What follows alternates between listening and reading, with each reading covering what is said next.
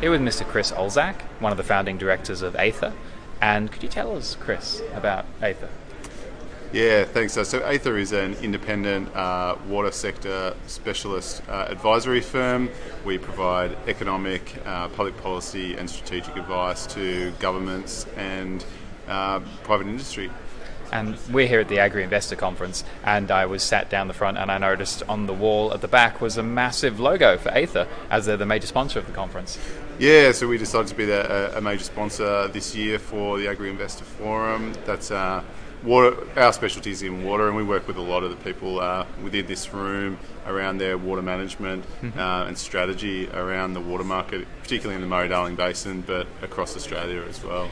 Now, as far as I'm aware, the coming water crisis, the water wars, access to water is going to be what, smashes through existing Western capitalistic borders and basically be the be-all and end-all, and the financial system doesn't matter because water's what matters.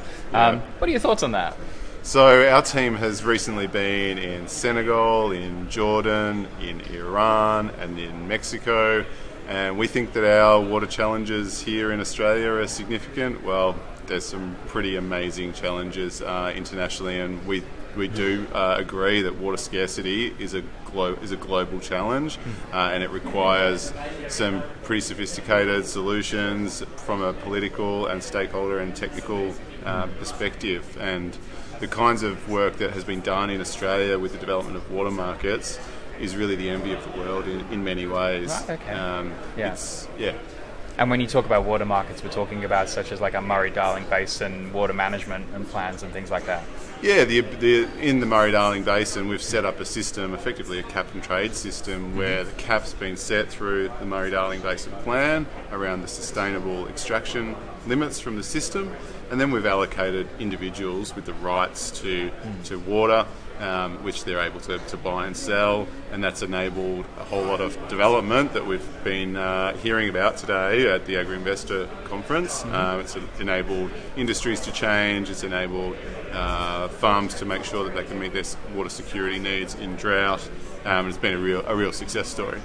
And water management up and down the country with our dam systems and our river systems, is that something that's comparable with the rest of the world, better than the rest of the world?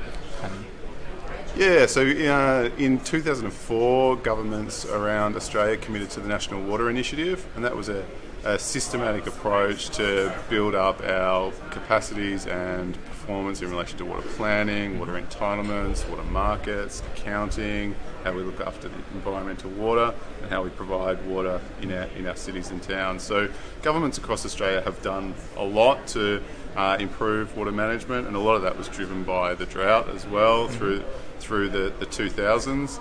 But that said, there's still a long way to go, and there's still a lot more that can be done to take the next step and enable our water management frameworks to deal with drought and climate change into the future. So for agricultural companies out there, or for government agencies, what problem do you help them with?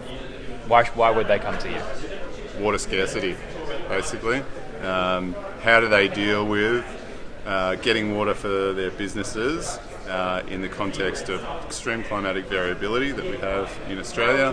How do they make investments and good investment decisions, robust decisions in the context of uncertainty about where the water market's going? We provide the analytical tools and support and market insights and strategic insights for them to be able to make those decisions with more confidence and certainty. Beautiful. And if there's one thing you wanted the Australian public to know about water, what would you tell them?